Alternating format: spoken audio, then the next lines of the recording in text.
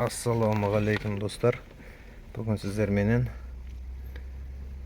замок зажиганияны қалай ауыстыруға болады, соны көрсететін боламыз. Бізде замок зажигания дұрыс істемей жатыр, қатып қалған. Стартер қоспай жатыр. Соны қалай шешуге болады?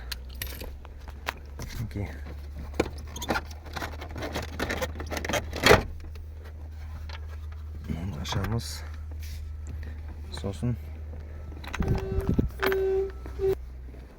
мінекей осындай шестигранник алып, мына жерде кішкентай бір тесік бар. Осыған саламыз. Сосын мына кілтті бұрасақ, мінекей. Осылай мына астында сызығы бар. Мінекей көрсеңіздер.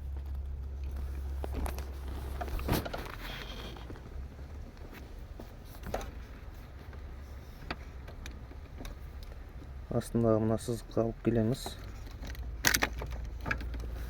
Өстіп, мына итерсек, шестигранникті итеріп,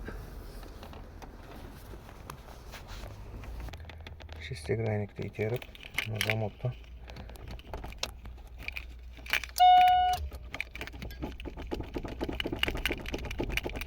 осылай тартсақ шығады.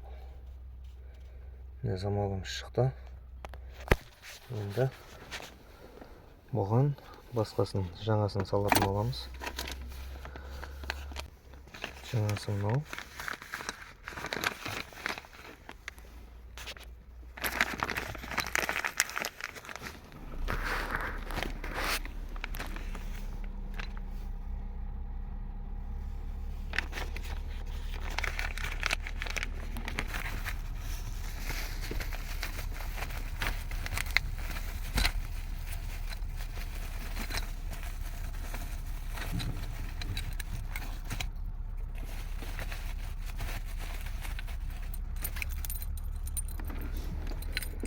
Мінекей, екі кілті бар екен. Так.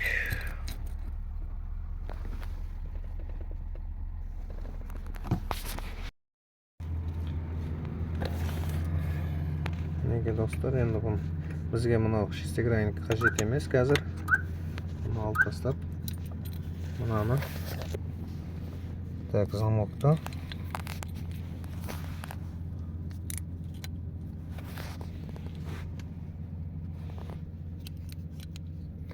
екінші положенияға қоямыз. Мінекей осылай. Кейін орнына салсақ болады бұны.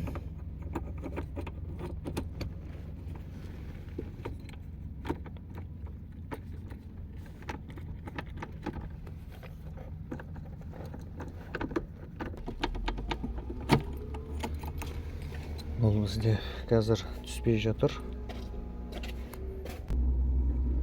Неге достар, бұл қазір замогымыз түспей жатыр. Біреулерде оңай түсіп кетеді негізі. Қазір бізге мынау тіреліп жатыр. Сол үшін мынаны мына жерден басын сындырып тастаймыз бұны.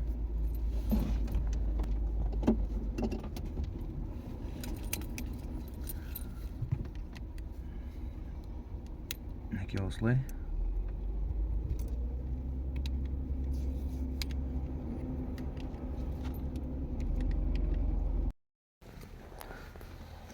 Отына басын сындырып тастадық. Енді орнына саламыз. Кілтті жартылай ашып,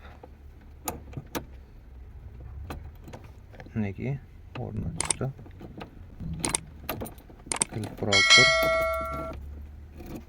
Енді рөлді құлтананы соны көреміз. Рөл құлтанды. Аштық. Так.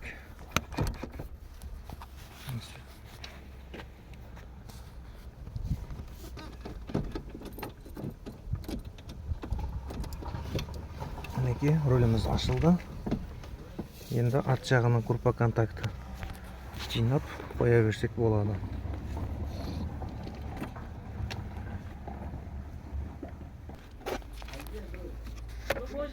Мінекей қазір мына группа контакты орнына саламыз. Сосын мына жамбасында кішкене мына минус отверткамен бұралатын гайкасы бар, соның екі жағын қатырып қоямыз. Замокты аштық. Енді оталдырамыз. Мінекей машинамыз оталып тұр. Осылай замок зажигания ауыстырып алуға болады. Бізбенен болғандарыңыз үшін рахмет. Қазақ тіліндегі YouTube каналымыздың дамуы үшін лайк басып, каналға тіркелуді ұмытпаңыздар. Түсінбеген жерлеріңіз болса комментарияға қалдырыңыз. Комментарияға жауап береміз. Алда бұдан да қызықты, пайдалы видеолар шығаруға әрекет жасаймыз. Сау саламат болыңыздар.